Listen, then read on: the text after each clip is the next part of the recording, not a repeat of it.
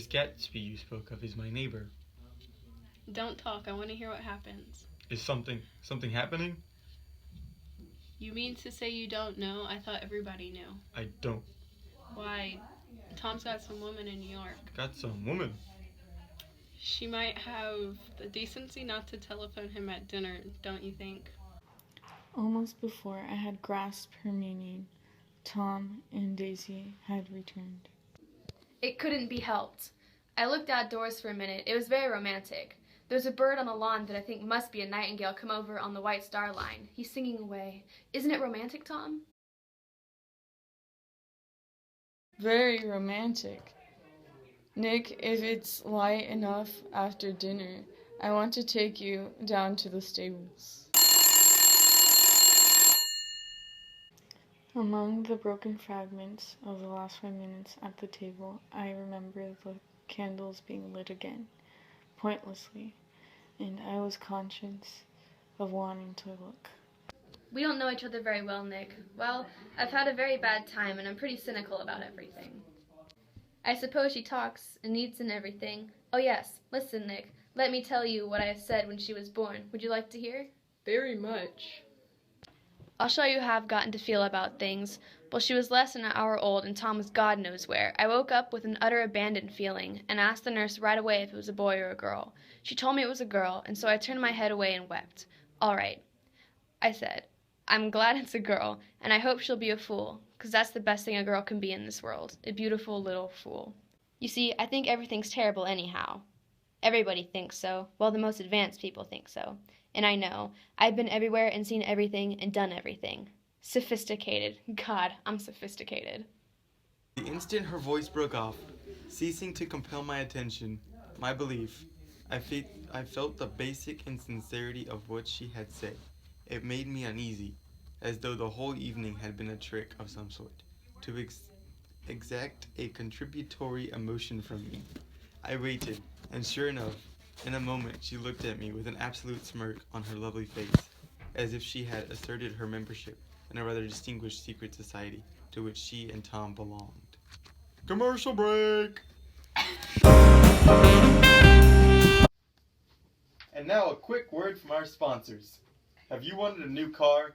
Have you been looking for one and need to get somewhere? Come down to the Chrysler dealership to buy a 1924 Chrysler Model B70. It's a cheap car that's really nice. It's our first car we've ever made, so we promise we won't let you down. It offers a 4-wheel braking system, and it has a higher quality than Ford, and is cheaper than Cadillac and Buick. It comes in 9 different body styles, and has even been tested by a famous race car driver, Ralph De Palma. And he approves of this car. So come on down to check out our prices and get a new car today.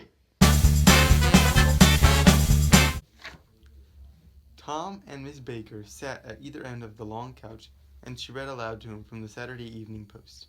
The words, murmurous and uninflected, running together in a soothing tune, the lamplight, bright on his boots and dull on the autumn leaf yellow of her hair, glinted along the paper as she turned a page with a flutter of slender muscles in her arms. What the hell am I reading? To be continued in our very next issue. It's 10 o'clock. Time for this good girl to go to bed. Jordan's going to play in a tournament tomorrow over at Westchester. Oh, you're Jordan Baker. Knew now why her face was familiar. Its pleasing, contemptuous expression had looked out at me from many rotugover pictures. Its pleasing, contemptuous expression had looked out at me from many rotogravure pictures of the sporting life at Asheville and Hot Springs and Palm Beach. I had heard some story of her too, a critical, unpleasant story, but what it was I had forgotten long ago.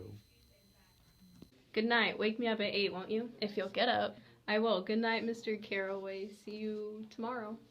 Of course you will. In fact, I'll think I'll arrange a marriage. Come over often, Nick, and I'll sort of, fling you together, you know? Lock you up accidentally in a linen closet and push you out to sea in a boat, that sort of thing.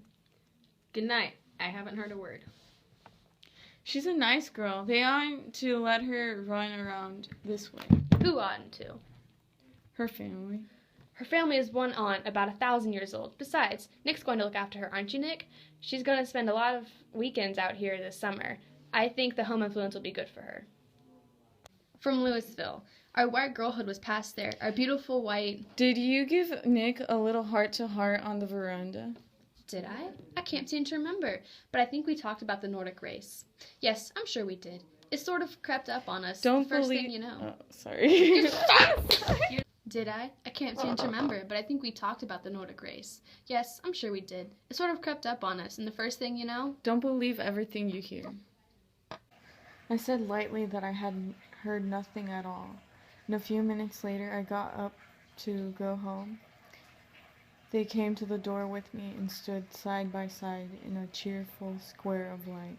Wait, I forgot to ask you something important. We heard you were engaged to a girl out west. That's right. We heard that you were engaged. It's a label. I'm too poor. But we heard it. We heard it from 3 people, so it must be true.